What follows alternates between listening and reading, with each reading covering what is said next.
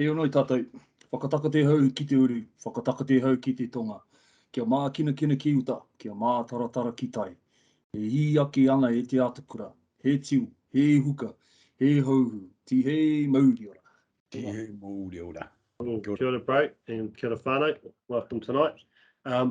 We have here, we have back, is Tuari Dawson, who's here to talk about mental health and wellbeing as part of our services from HTK, and also especially for those in Tamaki who are needing some of the support. We might just do a quick round just to introduce the team before we kick into it. So let's go oldest to youngest. Over to you, Matua Vaughan. Oh, nice. So that was a surprise. You shouldn't grab me like that, bro. Hey, it's good to see you back, Tuari. You know, we're getting back to we're getting to the back end of the year now, and so the home straight running on in, and certainly looking forward to using what steam we can get in our sails to run into 2022 and have a good year. But really enjoyed working with you this year, bro, and hopefully that's a long-term relationship. So I think tonight is all about the steps of where from here with it. So yeah, really excited to be in this session. And from here on out, I'll try and keep my mouth shut. No promises. Kia ora, Tuari. Obviously, I've had the opportunity to hear you kōrero on previous virtual Poari sessions, but those that don't know me, I am ko Peter Piri Aho. I'm the new Pākehī advisor here for HTK in Tamaki Makaurau, and I'm looking really forward to get your insights in regards to mental health from a Wairua Māori perspective anyway, bro. So, tēnā koutou katoa. Kia ora, Peter. Vin. You're just on mute.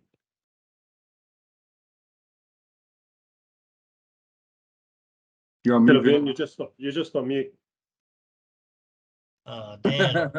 Damn. Kia ora, everyone. Vin Holden ko toko ingoa. Just love being part of these Poaris and hearing the cool kōrero that we get up to. And welcome back to Tuari. Always a good speaker, and love the joke. Cool. Kia ora, Vin. Over to you, Tuari.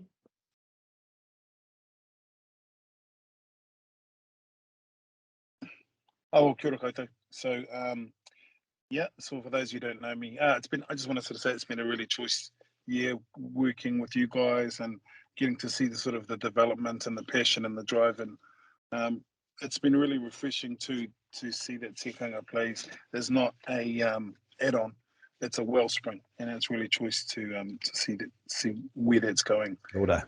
Peter, nice to meet you, bro. Good to finally meet you, and I'm looking forward to doing some mahi with you. Vaughan, Vern, and of course Ren. Really, really good to be here. So am I just introducing myself, or am we going? Quick intro and then straight into it, eh? Okay. Good. I'm an Aquarian and enjoys long walks on the beach and eating green bananas in my spare time.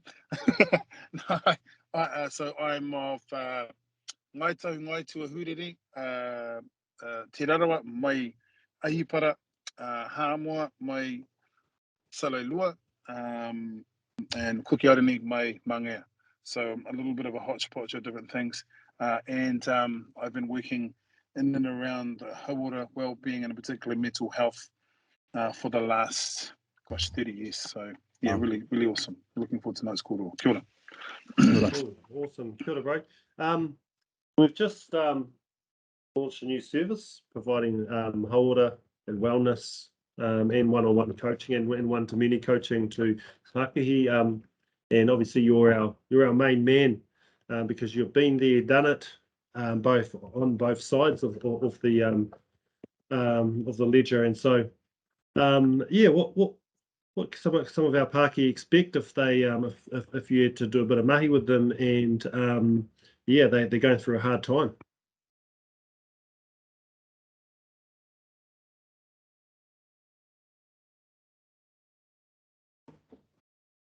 Oh, kia ora. Sorry about that. They've got a little bit of a technical difficulty. Good questions, Ren. I think that in terms of Pākehā and working with people, I think that we talk a lot about mental health, and we talk about well-being, and we talk about resilience and all these sort of things interchangeably. I guess one of the things that is really important from an evidential perspective is to understand exactly what mental health is and isn't. And I'm talking from the perspective of looking at it from right down to the biomechanics of it. I mean, anxiety and depression. Some people have termed depression as the inability to let go of the past, and anxiety is the fear of things which are not yet come to pass. So I think that it's really about, number one, looking at some precursors. We talk about depression and anxiety, yes, but it's also about stress. It's about nutrition. It's about exercise. It's about relationships. It's about whānau. It's about a whole bunch of things. And I think that, you know, if we're working in a whānau way, I mean, we're working in a rōpū, or personally, it's about looking at what their personal situation is, their story is. Like, I'll give an example. So one of the touchstones is, do you receive your work emails at home? Do you read them in bed? Is the last thing you think about at night work? Do you make yourself accessible to over the weekend to your mahi colleagues? Are you doing work out of hours? Are you waking up in the middle of the night going, oh, I need to send that email? Have you ever had a conversation with a loved one where you said, hey, look, I'll get back to you, I'm just going to send this email? And it can be, right in terms of the spectrum of it, it can be right up to, I am terrified to go to work. I can't talk to the people that I work with. I can't articulate myself. The people that I work with don't actually understand mental health. So it's looking at about one, understanding the maramatanga around what is mental health, what is resilience, and what it's not. And it's about demystifying these things. I know for me, you know, like as you said, Ren, I've been on both sides of the equation, really. My lived experience with depression and anxiety is such that, you know, I know what it's like for me to be in a really toxic work environment where, you know, you get into these situations where the catchphrase is, oh, we're following a process. Oh, we're having to follow a process. We're just going through a process. But, you know, those words are so dismissive. We have managers and we have people who are in positions of power, in a position to tautoko, you know, their kaimahi, both management and staff, but don't understand what resilience, don't understand mental health and how it impacts, and what do we do about it. I mean, we all grown up and we've all been told, I know for me as a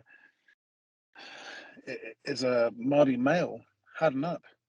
And I've told myself that so many times in my life, you know, I said, harden up, just push through, don't talk, you know, just sort of grin and bear it and just do what you need to do. But those sort of things, what we're finding is that's not what makes us effective. That's not what makes us the kind of people that are worthy of our ancestors. And when I talk about worthy of our ancestors, I mean, you know, we're navigators, we're explorers, we're creators, we're you know, inventors. We are big on justice and law and the natural world. I mean, we have such advantages in those things, but what we tend to do, especially in the work environment that we live in now, the 40-hour week, whatever it is, or the 90-hour week, I think, maybe, Vern, or Vaughan, you know, we tend to put these things at a higher place than how we are with our whānau, our spiritual well-being. You know, how many times have we talked about tikanga? How many times have you walked past the business and you've seen the Treaty of Waitangi put up in this big, beautiful font behind the main desk as you walk in? You know, how many people understand that? And how many people understand the impact of colonization, the impact of the loss of identity, culture, and all those things that come down through the generations that are a massive factor in these things. Now, I know I'm waffling. I know that I'm waffling. No, you're not, But bro. I think what it comes down to is, who are you and what is your story? When you come to us, it's not about, hey, we're going to do a bunch of drawings on a board, and we're going to we're going to go get you to watch a couple of YouTube videos, and we're going to send you some, hey, hang in there sort of motivational quotes. No, we want to listen. We want to walk a journey with you, and we want to be able to encourage you to find the solutions to your own problems. A lot of times, what we lack is a total to follow through in what we know is right and it's healthy and it's good for us. So I think first and foremost, I think what's really inspiring about HTK and our approach to this is that we've been pretty upfront on the Poari.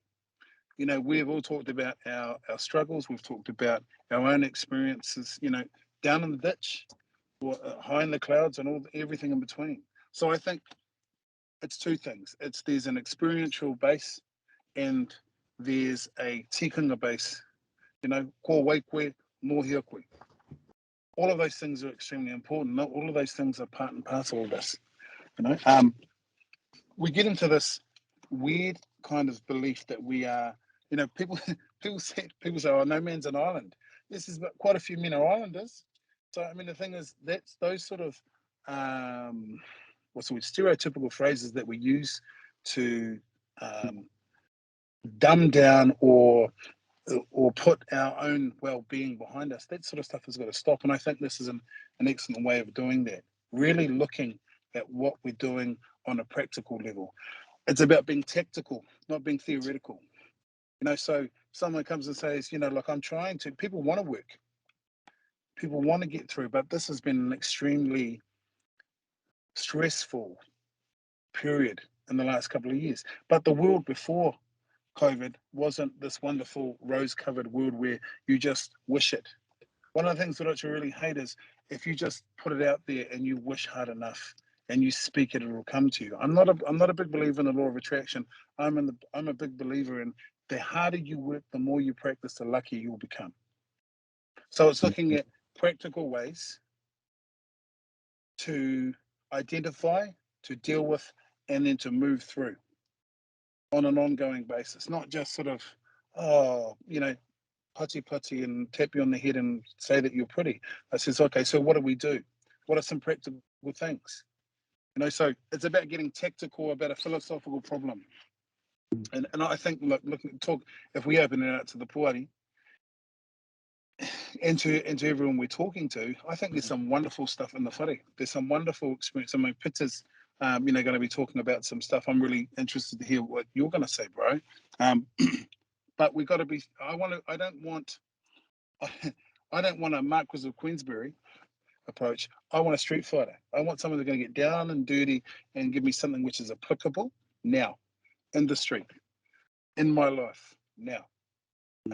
And yeah, I guess, bro, I know it's gone around the wood a little bit, but I think what it comes down to is we're ready to ask a question and we're ready to listen to the answer. Awesome, bro, and awesome. And just to go back on, you said around the world. There's a question here from Johnny from Linwood. He's saying, Tuari, I've stalked you on Google and says that you are a world champion at karate and you hold multiple black belts. How I struggle with depression. What are some mechanisms do you use, or you could advise me, or tools from your martial arts experience that I can use to help me manage my depression or anxiety? Thank you, Johnny. Well, that was kind of thanks for that, Johnny from Linwood. Well, yeah, I'm a little bit taken aback from that because there's not something that I talk a lot about. But I mean, I think, like, being quite honest, if you look at what martial arts are, you know, taho tū mātoinga, you know, our approach, the Māori approach to the war arts, paiaha, patu, rongo mamau, tefa, patu, all of those things that we've always done, those went part and parcel with a work life. So those things stood in the corner, and they stayed there, and the ko was the thing that we used. So there was, for me, there's always a practicality. There's always a way of, you have to have some balance. So in terms of the physical stuff, for me, it's routine. It's understanding your ritual. In a weird kind of a way, creating your own tikinga. Ritual is really important. What is your ritual? You know, things, to be effective at the one thing, there's 20 small things that need to be attended to. So how's your rest? How's your eating? Mm. Who are you surrounding yourself with? What are you putting into your head? What are you putting into your heart? What's going on in your life that's not serving you? What's going on in your life that's dragging you away? Are you spending time with people that make you exhausted? As soon as they walk up the driveway, you want to hide under the sofa because this person just drains me. So it's looking at practical things. Martial arts is not about fighting. Martial arts is about understanding. So it's a way of looking at the world. And I think that in terms of Māori, in terms of Mana Nui a Kiwa, I think that we have reputations, and I know, Vaughan, you've done a lot of work with people who've worked very high level, or people who've worked very high level in the military. We're world famous as warriors. So for Māori men, it's about looking at, Rommel. Desert Fox talked about the Māori Battalion. He said, if I had the Māori Battalion, I would rule the world. Yep. So we look at the notion of warrior, say for Māori men. What is a warrior? Well, a warrior is a creator, not a destroyer. A warrior is a nurturer. A warrior is someone who gives way, someone who gives love, someone who speaks and articulates and all those sort of things. For too long, we've thought that a warrior is something which was introduced. A warrior is not a destroyer. A warrior is a creator. Tuari, can we stay on Rommel for a little bit? Sure. I was in a hui on Monday, and Rommel came up and the Māori Battalion, and it's so true that the Desert Fox absolutely respected the Māori Battalion. But one of the other things he said was, because of the many centuries in Europe where the Europeans have been fighting each other, they kind of knew how the Huns and the Vikings and all that, what their method of battle was. And one of the first things that the Rommel identified in the Māori was that he had no idea what they were going to do next. He said he'd never come across an enemy where he could not figure out or strategize against them because he couldn't outthink them. And I think that the reason why I wanted to jump on that was the time I spent in Japan. One of the first books I got, which is not a Japanese guy, but obviously Sun Tzu, The Art of War, which is this puppy here. When you read that fella thought like a Māori. You would swear that the Māoris come from that guy in terms of the mind game, knowing your own weaknesses, the respect of who you were before you went into battle. Don't go into battle, never go into battle angry, all that sort of stuff. So I think the Rommel thing was, it was just uncanny that you popped that out, and it was a couple of days ago. So awesome, bro. Sorry for it. I digress. No. Really pertinent points. I think that what we have to do is look at the notion of warriorhood, what a warrior actually is. If you look in the area of Hauora, especially, but in 60s, 70s, 80s, 90s, right up to today, a lot of the movers and shakers, a lot of the people who broke ground, new ground, and were the pioneers in terms of Hauora Māori weren't our men; they were our wahine.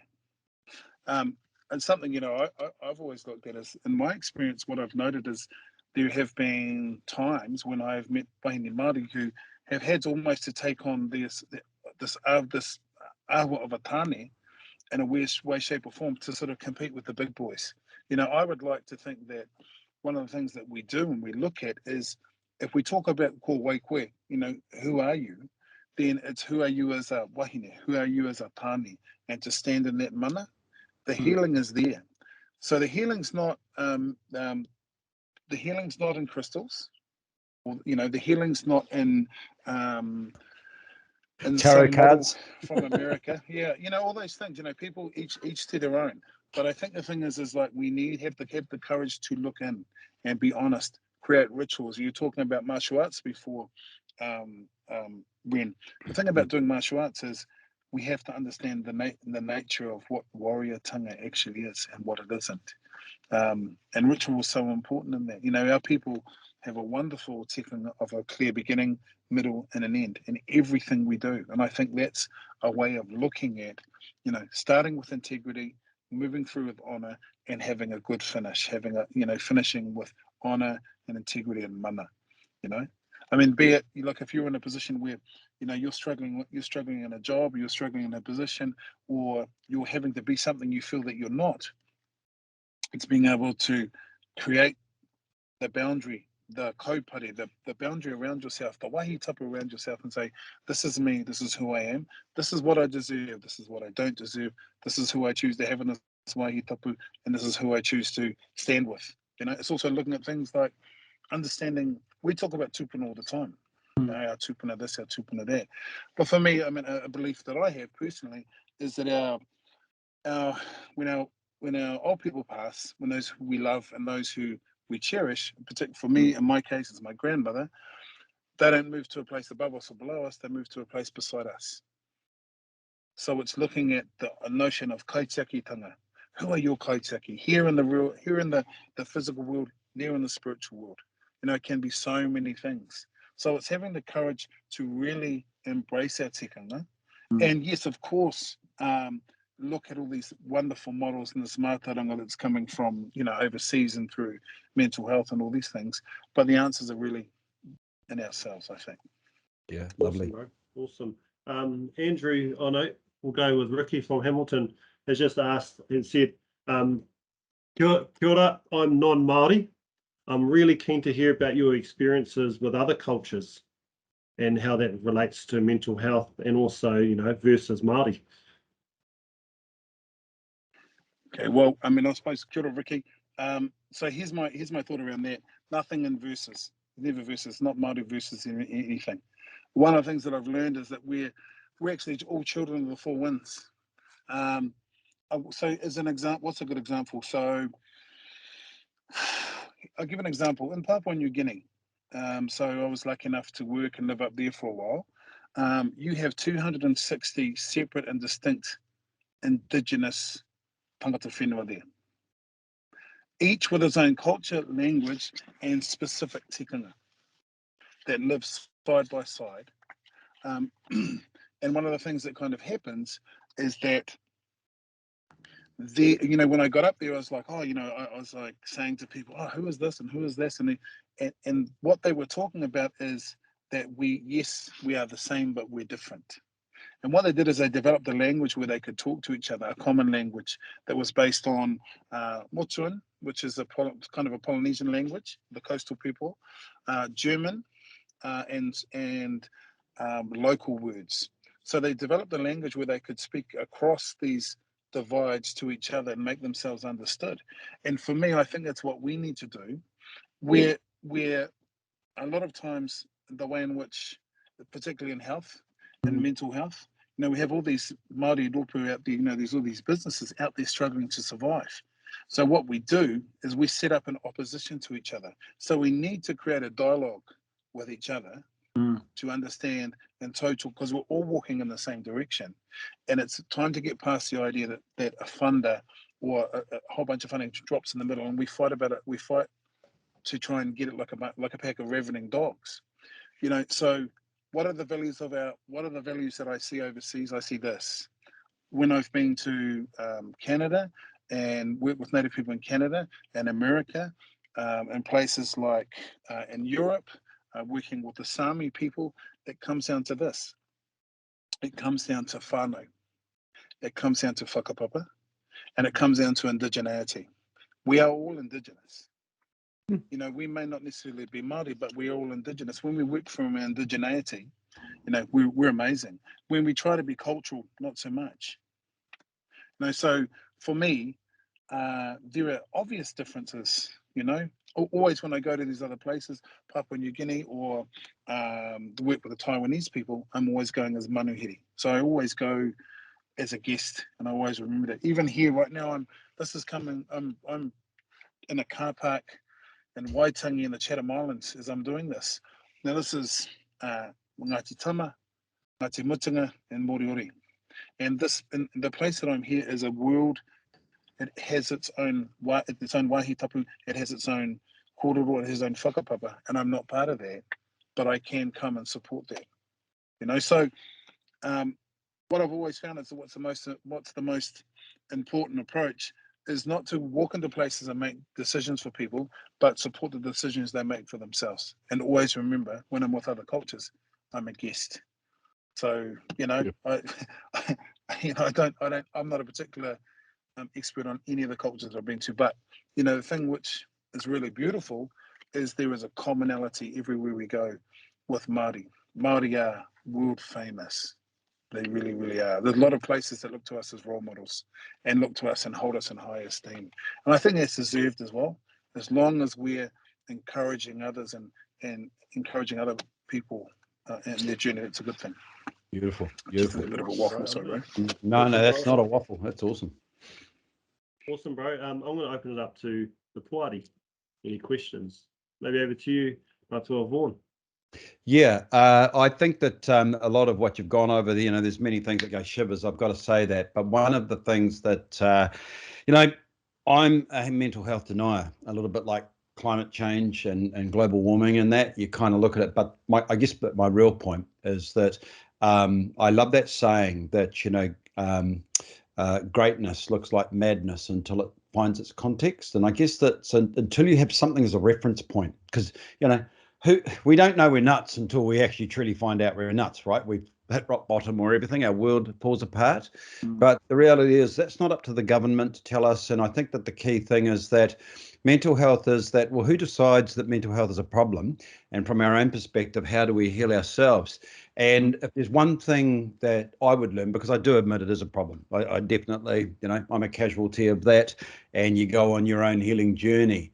But I was at a tangi 3-4 weeks ago, and one of my Uncle Fifi's most favourite sayings that was brought up on one evening, and it was, you sleep with dogs, you catch fleas.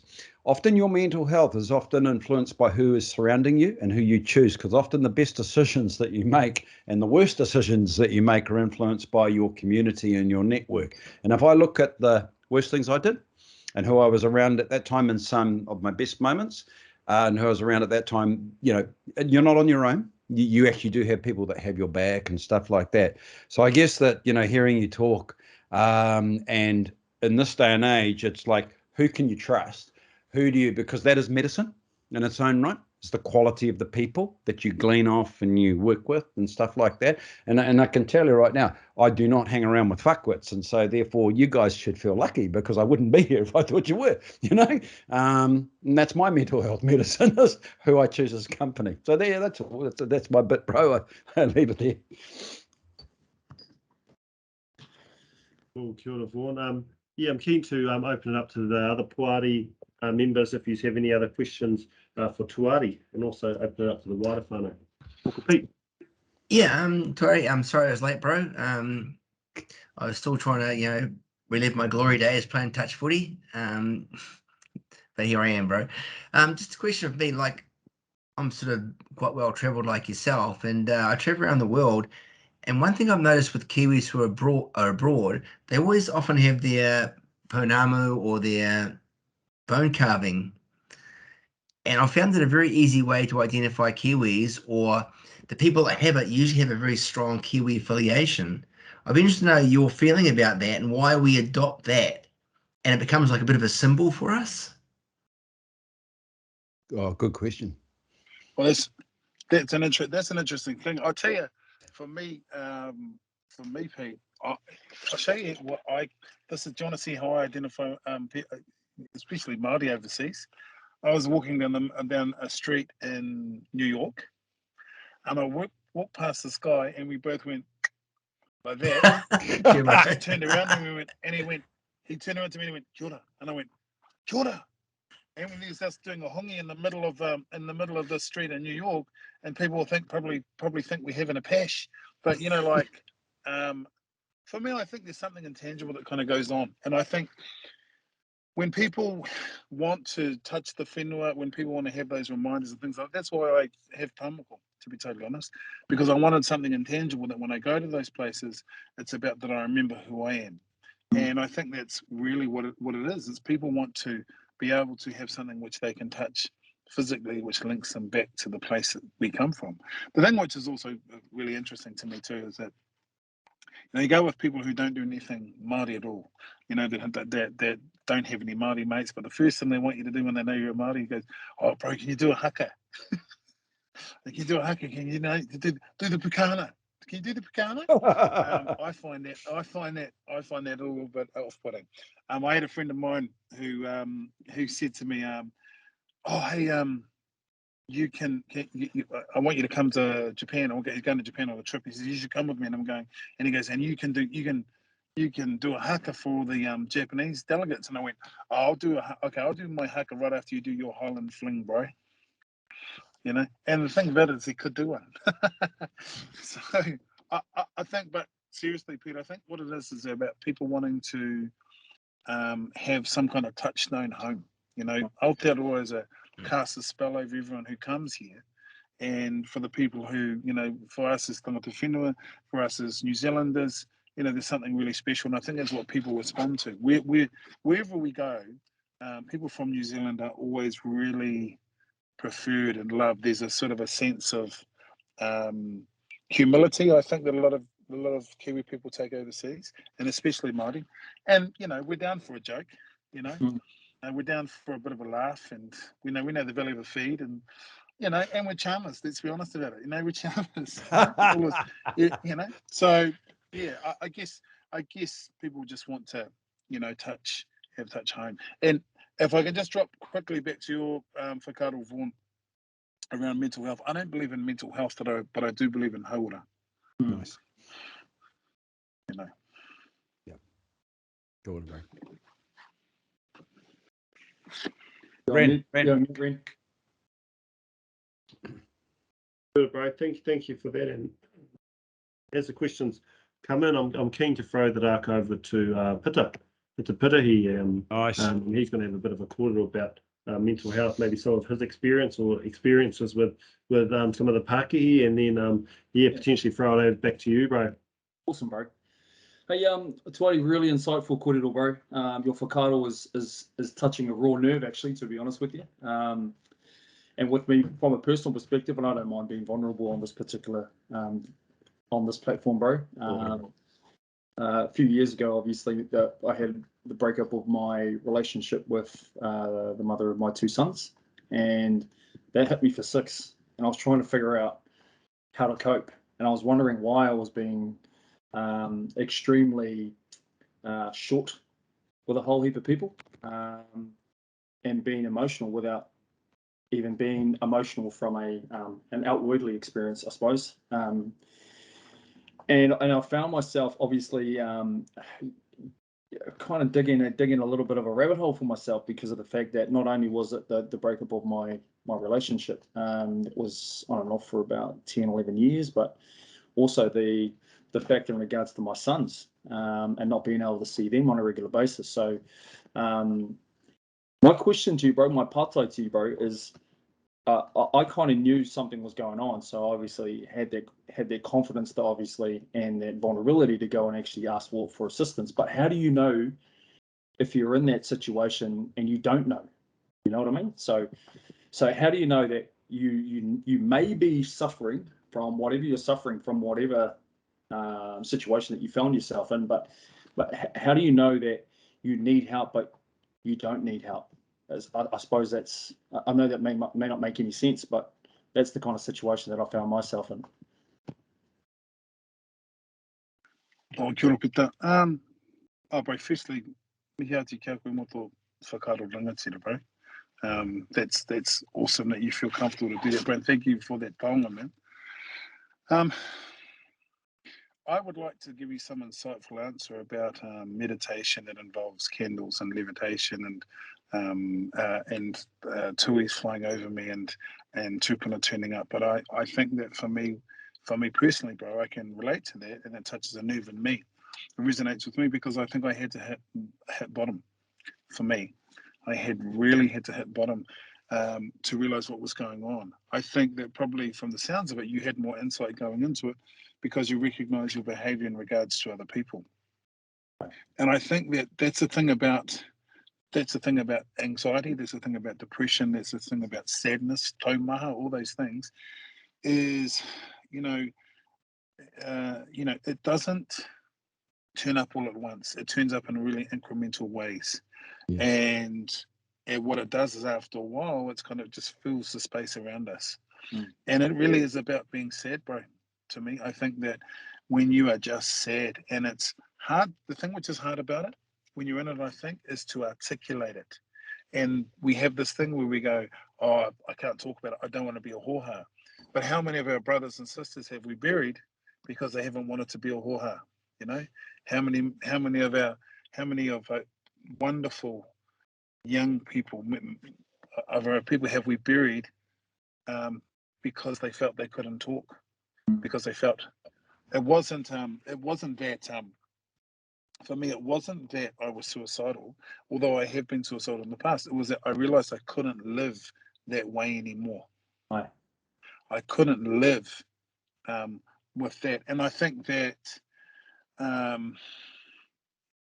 recognizing it is often, if you're a father, if you're in a relationship, all those sort of things, bro, it's a whole group of things. And I think that the thing that I would say is to identify is sit down with yourself and get quiet with yourself and really listen to what's going on. You know, we when we do these things, we make ourselves as busy as possible. You know, we go lift weights until our eyes bleed, and then we'll sort of, you know, work 90-hour weeks and do all these things. The fear is when we get quiet with ourselves. I think when you can get quiet with yourself and you have people around you that trust and say, hey, what's going on? You know, what's happening? That's when you know. I think oftentimes we don't know because it comes up, it happens incrementally, and we're just basically trying to, you know, what felt like solid ground has suddenly become a swamp, and we just become used to that slog. So sometimes it takes other people, bro. But yeah, I think what you were saying, you seem to have identified, you know, where you were going and what was going on for you. I mean, that's a hugely traumatic thing. And it's also understanding that is a mate. You know, that is an actual trauma. That's an actual wound. That's you know, on the spiritual level, on the wairua level, that is a huge you know, taiaha to the head. You know, and it's not to downplay those things. I think when you start to downplay, to go, oh, you know, no, you know, screw it, blah, blah, blah, or whatever, or screw them, or you know, like this. It's all right to be sad. It's all right to be confused. It's all right to be frightened. It's all right to be unsure. It's all right to be insecure. Because when you use those sort of things, I really do appreciate that. I really do appreciate your advice and your mātauranga in and around hauora and so forth, because and like Reem touched on, I was having a bit of a kōrero with some Māori Pākehī that I'm not only have been advising in the past, but also good friends with, and they've been struggling big time. Obviously, trying to stay afloat is obviously probably the number one thing at this point in time. The pressures that they're having on their whānau with regards to paying for food or for whatever business bills that are on top of whatever they're experiencing right now. On top of trying to keep up with the Joneses, you know, there are a few of those kōrero that are going around as well. But what's the best advice that I can obviously give to them, coming from your experiences anyway, to let them know that everything's going to be okay, everything will be fine? Do you like stick it out? You know, do you like say to them, hey bro, you know, it'll pass. You know, I mean, those conversations are not necessarily the right conversations that you need to have these days. And I suppose it's a little bit more in depth because of the situation that we find ourselves in. But what kind of kōrero? Because at the end of the day, what I'm going to be doing is obviously I'm going to be referring them to you as part of our kaupapa that we're obviously doing with HTK and also Activate Tamaki Makaurau. So yeah, what are your insights in regards to that, bro? Well, I mean, for me, in terms of what you should say, bro, I think you shouldn't say anything that I should say. I think that you have a wealth of experience and a lived experience that, you know, I would encourage you to draw upon yourself, bro. You know, you're going to have insights that sort of I can't even imagine. But I guess the thing is like the important thing is not what we say, it's what we do in terms of listening. It's about knowing, it's about listening. You know, whakarongo was the thing. You know, how many people have you known have said to you in those sort of situations, have gone, well, what will you need to do and what you need to do, and you should, if you just go and do this, you know, everyone offers advice, but people don't want advice, they want to be heard. And the first instance is about being heard. It's about offering empathy and not sympathy. about understanding the difference between those two things. It's about not promising things you can't deliver. Right. And it's about being honest. It's not saying pie in the sky things because it seems like the thing to say.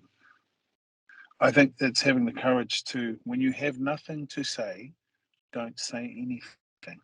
Don't feel the need to fill the space. Listen. Listen, really listen. Because I think that what happens a lot of times is people are so used to living behind walls that they've erected themselves, they can't hear their own voices because there's no echoes because it's so close. So Beautiful. a lot of times I think that people have their own, if you give people the space and you give people the safety, they can talk themselves back around to a solution or talk themselves to a need or or whatever that they need. They will identify it themselves. I think that, bro, like I know, Vaughn's shared some of the experience with me, Pete, Ren, Vern, all of our Poari Johnny have these wonderful experiences to draw upon. But I think that in the first instance, it's about listening. And it's about also realizing that, we don't have to have all the answers and they don't have to have all the answers. It's just... Yeah, totally, keeping our word. Sometimes there are no answers, because I think an important part of trauma, which is loss, whether it's in a relationship or a business or whatever, none of us deal with, being dealt a bad hand and we get sat on our ass. That's terrible for anybody. You just, and I think that sometimes time is all it needs, but it's in that time, in that pocket where you're at your darkest bottom, on the rock bottom, which we've all been on. And it was really interesting, Peter, when you talked about your two sons and that, and that sounded like a complicated situation, because it sounded like they were being used as collateral in the relationship. But at the same time, I have two boys, all right? And I get out of bed every day just to be a great dad. And then everything else follows that. So anything I do or whatever, if I'm a great dad, that reference point is that, because the value's required to deliver that. But I didn't arrive at that point till about 4 years ago. Before that, I was too concerned about what others think about me. All I fucking care about is what I think about me. But took 54 odd years to get there. So I think that I know what it's like, and what you said, Tuari, about listen. Yeah, and for people like me, that's fucking hard to do, because you really, you think you have to say something, right? But the skill to listen, and it's really interesting, because when people trust you, they will listen.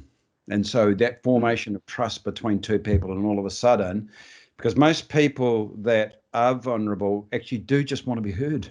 And then all that requires is a good set of ears and a wall and all that sort of stuff. And so, you can be that. Yeah, this is good stuff. Really, really, really enjoying this. Yeah, Tuari, just if you mind, the listening thing, I read a lot of stuff. I didn't go to university, so I did end up reading a lot of books and trying to understand things better.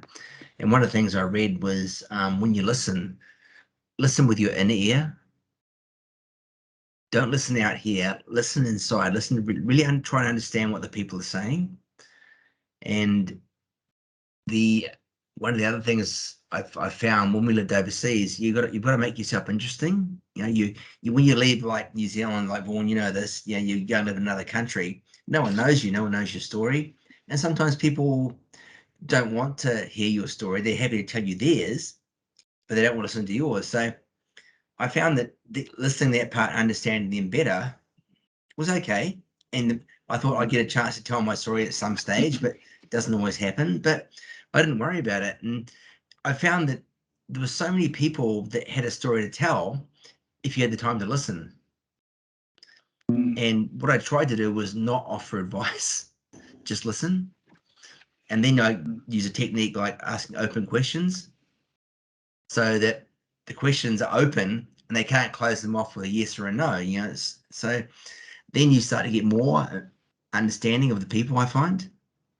And I'm pretty sure in situations, I've heard someone's whole life story and they know my name and address, and I play rugby. But yeah, to me, that listening part, like you say, that component is so important. But it's a skill, and I don't know how you develop that skill. My wife and I are kind of forced into it, but it's interesting. Yeah. Well, I think sort of in the first instance, Pete, you can't look past the fantastic hairstyle that you sport. I mean, if you anywhere you're going, people are going to look at that hairstyle and go, "That is a Yeah. classic." People are going to know who's that person that is not shackled to this notion of hair. I mean, look, Ren and Vaughan, look at the do on them. They're beautiful hair. Very beautiful hair. Johnny, You beautiful two, hair. you two are Chris Luxon's role models. You know. See, Tuari, you got to put a positive spin on it, Free. bro. We are saving a fortune in hair care products, and these guys just don't get it. Yeah, it's a Because we huge care. saving. Well, I mean, that's across the bet. We care too much, Peter. I think we just care too much. But you were talking about listening, and I think that understanding that from a tikanga perspective, there is a reason when you get up in mihi, and the reason when you do your pepeha, there's a reason when kaimātua and people around you go, you're one of those limited, eh? You're one of those hakiwas, eh? It's always bad when they go, is your father, but what it is there's an interesting thing that happens overseas, and I saw it in America, where I remember asking this person was talking to me about he felt insulted because another American asked him where he was from, and I sort of reflected on that question and thought, that is one of the things that we do is we want to know who your whānau is, who you're related to, because we want to find a commonality with you. We may not have a commonality of whakapapa, but we all have a commonality of experience. Perhaps it's about, we have a common interest in music or in theatre or sport or a team. Maybe we like similar things. There is something that we can relate to with everything. Everyone has a connection point. And that's why, knowing who you are and not being frightened to articulate a little of yourself creates a connection. People want to know, people don't care what you know, people just want to know that you care and that it's genuine. We talk about tika, pono, aroha, and all those sort of things, but what is tika? What is it really? When we're writing ourselves, aroha, firstly, a love for ourselves and a love for others. Pono, the notion of faith, the notion that we have faith in who we are and where we go. And I've always felt, when I've gone overseas, to be honest with you, Pete, I think it's always better to be the flame than the moth. So if you sit still long enough, people will turn up. Good point, bro. Good point. Nice. Oh, and also, and so what you were saying before, Vaughan, about when you talked about the art of war, there's Sun Tzu has a saying, and he says, when you drink the water, consider the source. So it's Let's really go back to the important Poari. yeah. So, Peter, when you were talking about what do you say, I think that your authenticity and your genuine regard and care for people will shine through. I think that's what we should all attempt to do. To be genuinely interested, and invested. Yeah. That's an awesome line, Tuari, and that's why I love the word punawai in terms of the wellspring, because the wellspring is like we often take advice and we listen to others, the quality of the source of that information and where it's come from, and that's why our whakapapa is so important to us, because we can trust that, and I think going back to in terms of mental health, there is a lot of healing in terms of finding places of trust. So I think it's awesome, but yeah. Well, thank you guys. That was some pretty awesome, deep, and enlightenment to some. So yeah, that was awesome. Tuari, I see it's getting dark. Do you want to tell everyone where you're at? So at the moment, I am sitting in a car park at the general store in Waitangi, which is the main township of the Chatham Islands. So I've been down here for the last week. It's been my honour to spend some time with the Ngati Mutunga, Ngati Tama, and the Moriori and the whenua of the Moriori and all those people. You talk about resilience, and you talk about people with an incredible whakapapa and story. I've had an opportunity today to sit with some of the kaumātua for Ngāti Mutunga, and the level of mātauranga, the level of detail that they know about their whakapapa is just awe-inspiring. You want to talk about the people who know themselves and who demonstrate resilience on a day-to-day basis. Down here, bring a notebook because you're going to learn. You're going to learn so much. It's such an incredible whenua. It's got so many incredible stories, so many incredible people, and such an incredible history. I've been down here for a week. I've been lucky enough as part of my mahi to come down and work with people for the last couple of years. Nice. If you have never been to Whare Kauri, Rea Kohu, and you have the means and the opportunity, I highly recommend it. And not just for the kaimoana. Yes, there's beautiful kaimoana, but there's something really special about this whenua, and especially in regards to what we're talking tonight. You're seeing, there are hardy people that have been here for time immemorial, really. They work extremely hard. They're fishermen, they're farmers, but they are proud of who they are. They know who they are. And so, I'm really proud to spend some time on Whare Kauri. Lovely. Awesome, bro. And I just want to circle back to you, just some. I just want to pull out a bit more wisdom out of you before you have to go. I just want to circle back. You're talking about resilience, and a question is that's come in is resilience made, or are you born with resilience? And how do you build resilience? Oh, good question. And do you have to experience resilience, adversity, and get through the other end to have resilience? No matter what you say, Tuari, I'm going to challenge you. Okay. Cool. Well, that's no pressure. On the mask, it's it. Well, I would say this. Resilience is an interesting word. I think that we as Māori, that we are born with mana, and we are born in a state of tapu. If we take time to understand that mana is an intrinsic thing that cannot be taken, it cannot be surrendered, but we can turn our face from it at times and forget it, then I think if you want to call it resilience, if you want to call it healing, then that's fine. For me, it's understanding our own sense of mana, our own sense of tapu, and understanding when we do things which impinge upon those things, the decisions that we make, cut off our access to those things. And mana is not our power over other people. Mana is the power to make decisions over ourselves. Rangatiratanga is not about control over anyone other than ourselves. It starts with who I am, how I choose to walk in the world, how you choose to walk, how you choose to talk, how you choose to honor your word. So resilience for me it's a loaded term and it's overly used. I would prefer to use mana. And I don't mean mana enhancing. I don't like that term either. I think mana enhancing presupposes that people are born without it. I think we are all born sacred. We are all born whole. And people talk about there are great people. There are great people, and there are people that have greatness thrust upon them. I don't believe in that. I think we have the potential for anything. As soon as we enter the Māori world, as soon as we're Te Māori, as soon as we're conceived, we're in Te Māori. And I think we have a wonderful tikanga around those sort of things. And so, I don't know about resilience, bro, but I can speak about my approach to mana and tapu. Nice. Awesome, bro. Now I'm going to throw it over to the Whittle, which is coming from Vaughan. Yeah.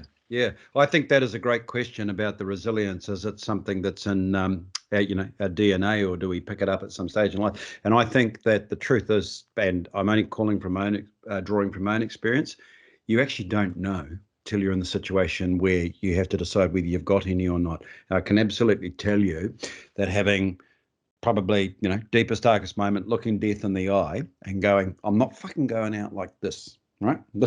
Today's not the day. And then the resilience kicks in. Now, I don't know whether that's in my DNA.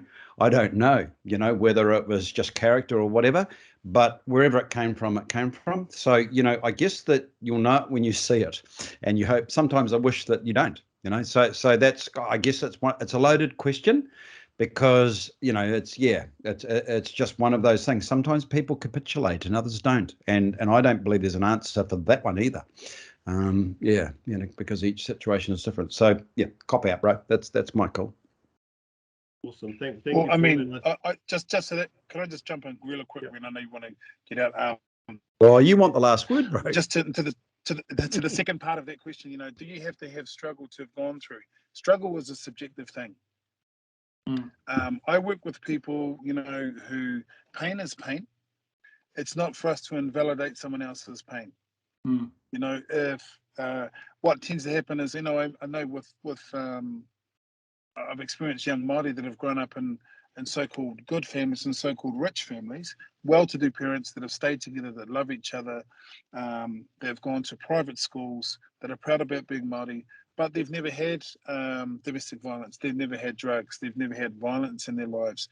And I've seen it a lot of times with them, they oh, they kind of feel like there's something wrong with them, that they kind of think that part of the Māori experience, part of the experience of being who we are, is experiencing that hara and that pain.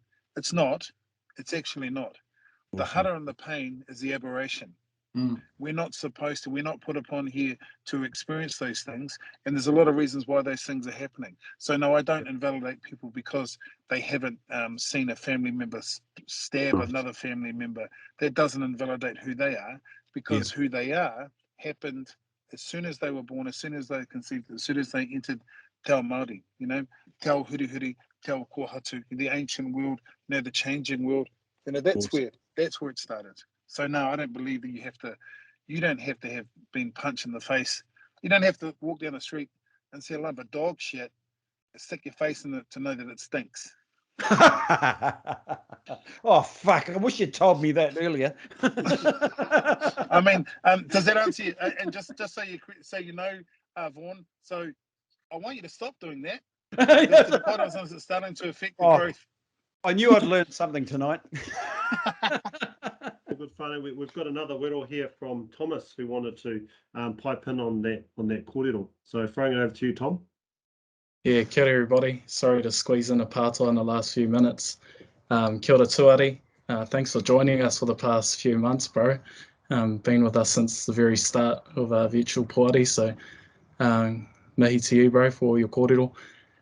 My question was just about life lessons. Like, is there something you wish you had learned earlier, or had started working on earlier, like maybe your early 20s, or is there something that you've been working on recently that you wish you had started years ago? And this is open to the other advisors as well, if they have any input, because I know there's some stuff that you just get with life in general that you learn as you kind of go through things. But yeah, is there anything that you're working on at the moment that you wish you started earlier, or something you wish you started in your early 20s? That's my part. What a great question, man. What a great question. And answer that, yes. I think that sort of, I'm 49, next February I'm going to be 50. And it's not a thing of, I think, mātauranga, you know, your lessons come when they come. And like Vaughan was talking about, you know, sometimes they come in the shape of a fist. Sometimes they come in the shape of a wave. Sometimes they're a bolt of lightning, or, you know, or sometimes in a very attractive package. For me, bro, the thing that I wish that I had believed, and the thing that I wish to learn it, I think it's not what I wish, what I'm working on, it's what I wish I'd gotten rid of earlier. And that's the idea that people like us don't do things like this. That my father said to me, it's a white man's world, you've got to be a white man. When my grandfather saying, who was a fluent Nell speaker, told us that you don't, they'll get you nowhere. No, that marriage shit will get you nowhere. And for me, growing up believing that I was never enough, and that who did I think I was, and that imposter syndrome, bro. What I work on, brother, every day is that imposter syndrome. It's that voice in the back of my head that tells me that I'm not enough, I'm not smart enough, I'm not young enough, I'm not tall enough, I'm not short enough, I'm not fat enough, I'm not big enough. It's about sitting down with that voice and saying, hey, bro, you know you're here, and I know what you're trying to do. You're trying to protect me. but I need you to step off. You know, it's having that conversation. So in essence, bro, it's I wish that I had learned and let go, and I work on this daily, the belief that I'm not enough, the terror that somehow I'm going to let people down, and the idea, bro, that I have to not keep up with the Joneses, that other people's impressions of me are more important than my own impression of myself. And I wish that I'd learned that a lot younger. I wish that I'd believed in myself a lot younger. And now that I'm getting older, I just don't give that much of a shit what other people think about me, you know? That I might be that sort of embarrassing middle-aged guy trying to get down with the young kids. But, you know, bro, I'm just going to be me. And I like me. And also this, bro, here's the thing that I'm working on. I want to be the coolest person I know. I want to be the coolest person I know. I want to, because I hang out with me all the time. I'm always around me. Bro, I want to be someone I want to hang out with, you know, because I got no choice in the matter. So that's what I'm working on, bro.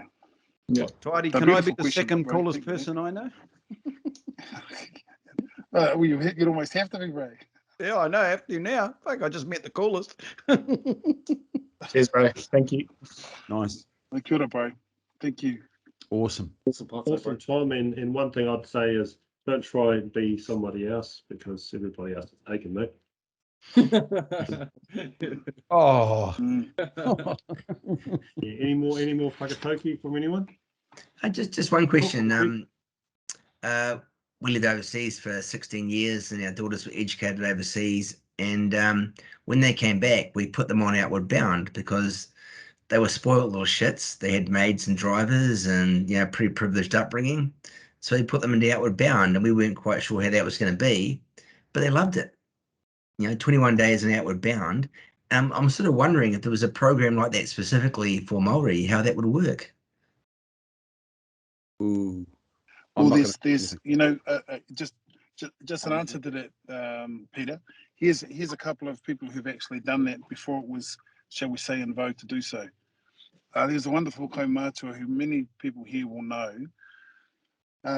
Was Mita Mohi, who's passed away a few years ago, who started the Mokoia Te Motu Tapua Tinirau Taiaha Wananga in the early 80s with no money, with a desire to teach young men and old men and middle-aged men and everything in between who they were holding a taiaha in their hand. And I was very privileged to go to those Wananga and Mokoia and to be part of that and to see the transformation of those people. I'm talking about some of the people, like Cliff Curtis was one of those teachers. Yep. Mita Mohi, he did it on a wing and a prayer. There was never enough money, there was never enough time. But what he did was, within a week, we had hardened criminals who live a criminal life, gang members with full facial moko, with the gang member, the gang tattoo on their forehead, weeping like for the first time in their lives openly, standing up in front of a whole group of other Māori men saying, "Tihe Māori," that's the only Māori word I know. Nice. So that sort of stuff has happened. Pita Sharples, started Wharetu Taua with Mo Rako, Mo Patu. I mean, that's an incredible wānanga that, you can find at Wani Waititi. I mean, that has sent shockwaves of haura through the Māori world. There are people doing wānanga everywhere. The problem is, Peter, is that, we're all kumaras, and we don't like to brag about sweetness. And we think that's not a good thing to do. So that stuff has always happened, and that stuff will continue to happen, whether there's money or funding. That stuff finds a way to happen. So there's many examples of that happening right now. Thanks for that, Uncle Pete. Maids, I suppose that's what you get with a 7-figure salary. Sorry, bro. Not as good as Japan, bro. Sorry, Warren. Our multinationals here. But hey, thanks Tuari. I suppose we're ready to wrap up soon, and we've got a sign there on one of them, one of our Poari saying the last word, and I'm not sure whether I should throw the last word to you or not, because there's so much effort put into that sign. that's but we it, might bro. do that, since it's the last Poari, we'll give Vaughan the last word, and since he put some effort into that sign. So second to the last word to you, Tuari. You wanted to come from me? No, No, I just you sort go. of said, I mean, I'm glad it's going to be Vaughan's having the last word. You know, you should always have your strongest speaker go last. I just want to sort of say that it's been a real privilege to be part of the Poari. It's been wonderful to meet men and women in a kaupapa where aroha is the central driving focus, where I've seen people really, really, really vulnerable about themselves on the Poari. I think the work that you're doing is really important. I think it's courageous work. I'm very proud to, even just peripherally to play some small role in that. I'm looking forward to seeing what 22 brings. Like I think that the people paddling the waka are not usually the people making the most noise, but in this instance, we've got people paddling the waka, steering the waka, fashioning the waka, and the best in all of those realms. So I'm looking forward to seeing what's going to happen. It's been an absolute privilege. I'm really super excited to see where this goes.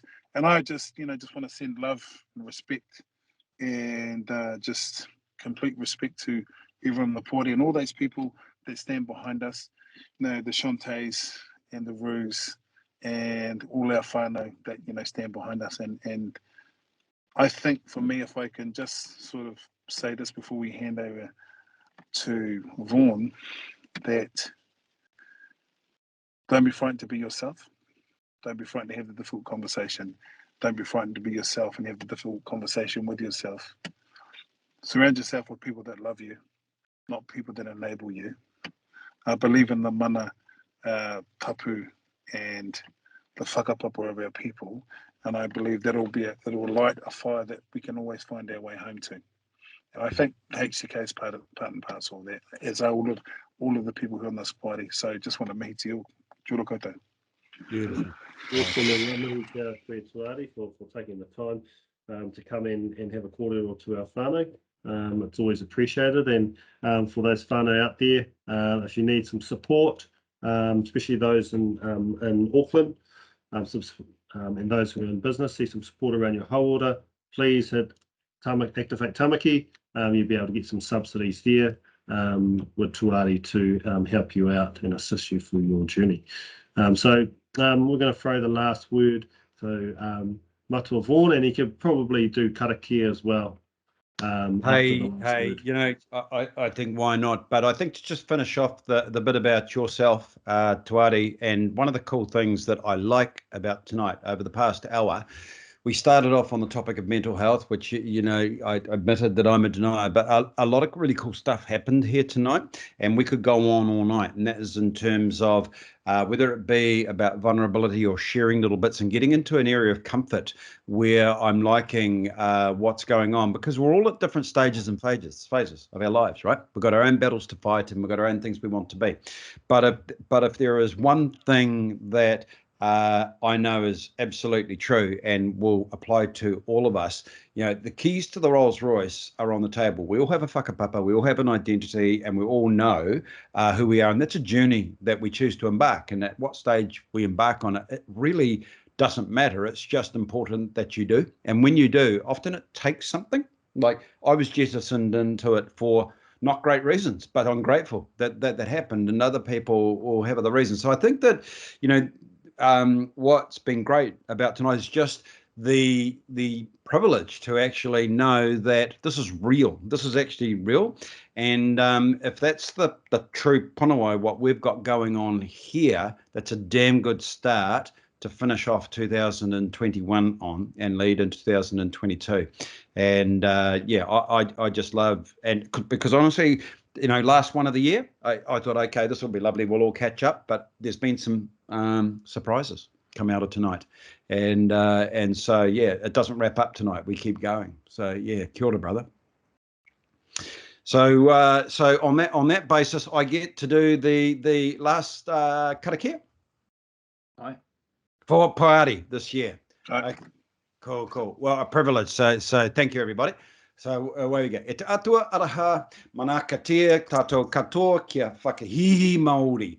Manakatia tātou katoa kia maia ki te haere tonu. Manakatia tātou katoa I te whakahihi tono nei o I te tātou te puna ka mihi mātou ki a koe e te atua. Ake, amene. Harmony. Kia ora. And Amene. Poari. Awesome. Poari. Mari. Yeah. Wish I was in the chat rooms, bro. Kia ora, bro.